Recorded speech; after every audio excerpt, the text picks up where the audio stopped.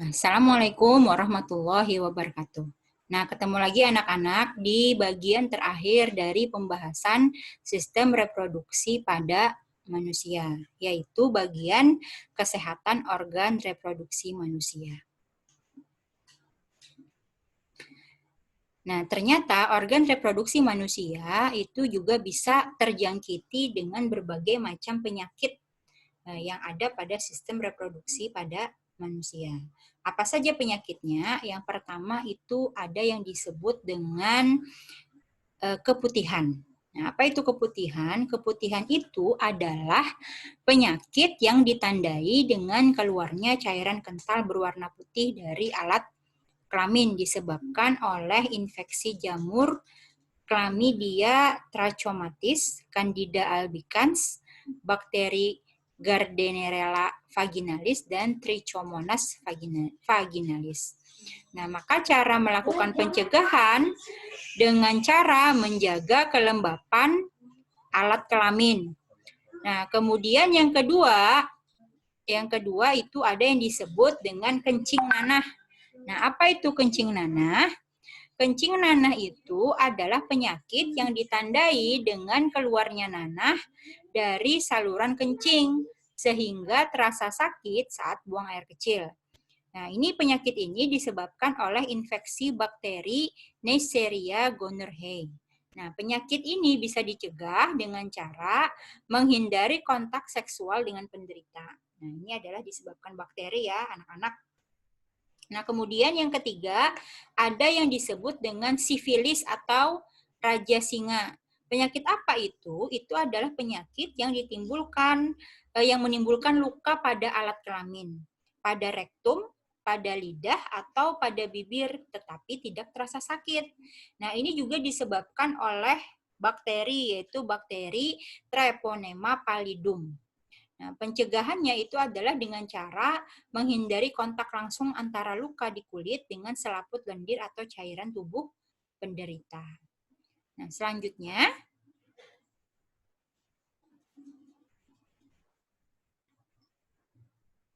sebentar.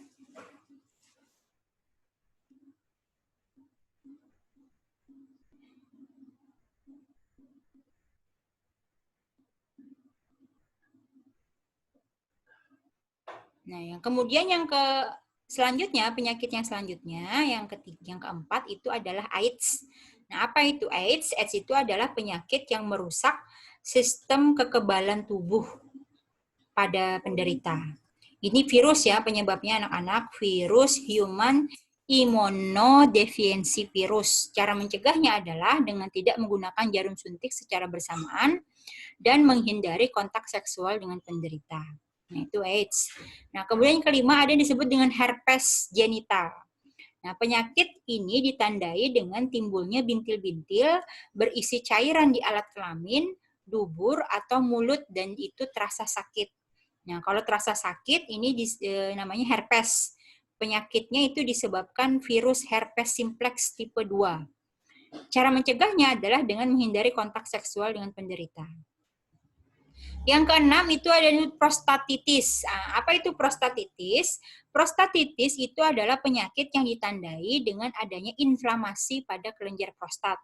Penyebabnya adalah bakteri Escherichia coli atau non-bakteri dan bisa dicegah dengan cara mengurangi aktivitas yang menyebabkan iritasi pada prostat seperti duduk dalam waktu yang lama. Kemudian yang ketujuh ada epididimitis, yaitu penyakit yang ditandai dengan peradangan pada epididymis disebabkan oleh iritasi zat kimia, komplikasi prostatektomi, bakteri coliform, dan infeksi klamidial. Nah, pencegahannya itu adalah dengan cara menghindari bergonta-ganti pasangan seksual. Nah, kalau kita kemudian memperhatikan beberapa penyakit yang menyerang saluran reproduksi atau organ reproduksi pada manusia ini, maka kita bisa menyimpulkan bahwasanya untuk menjaga diri dari penyakit-penyakit ini itu harus melakukan kontak seksual yang sehat, yaitu tidak kemudian sembarangan ya melakukan kontak-kontak seksual, apalagi kalau belum menikah. Nah, itulah pentingnya kita itu membekali diri kita itu dengan pemahaman agama, tidak kemudian terjebak atau tergiur untuk melakukan hal-hal yang bersifat dosa, karena kebanyakan penyakit yang menjangkiti organ reproduksi itu berkaitan dengan dosa-dosa ya, berkaitan dengan kita ketika melakukan pelanggaran terhadap apa yang sudah diperintahkan oleh agama. Agama apa saja ya anak-anak, tidak hanya agama Islam.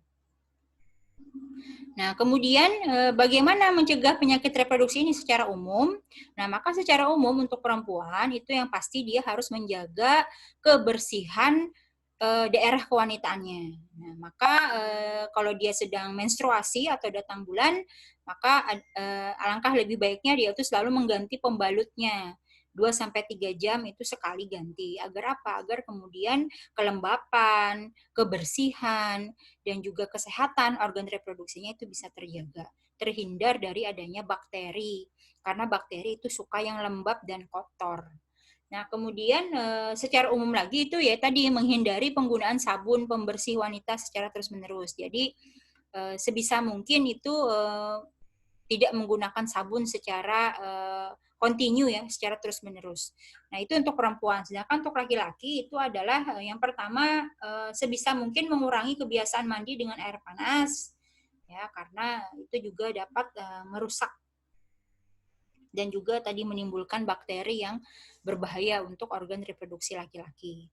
Kemudian melindungi testis selama beraktivitas, menghindari minuman beralkohol dan merokok. Nah, itu adalah secara umum sebagaimana juga yang sudah Ibu sampaikan sebelumnya terkait bagaimana menjaga organ reproduksi kita itu agar terhindar dari berbagai penyakit yang berbahaya. Nah, sampai di sana sudah selesai ya pembahasan kita tentang organ reproduksi manusia. Dari mulai pembelahan sel, baik mitosis maupun meiosis, kemudian bagaimana struktur organ reproduksi beserta fungsinya, dan yang terakhir adalah bagaimana kita menjaga diri kita agar terhindar dari penyakit organ reproduksi. Nah, semoga bermanfaat apa yang sudah Ibu sampaikan. Ibu harap kalian itu bisa kembali membaca, kemudian juga memahami tentang kesehatan organ ini, dan juga menengok lagi, membaca lagi tentang pembelajaran-pembelajaran sebelumnya. Ya. Semoga bermanfaat apa yang Ibu sampaikan, semoga kalian sehat, terus semangat belajar, dan tetap juga semangat untuk menuntut ilmu. Ibu ucapkan terima kasih. Assalamualaikum warahmatullahi wabarakatuh.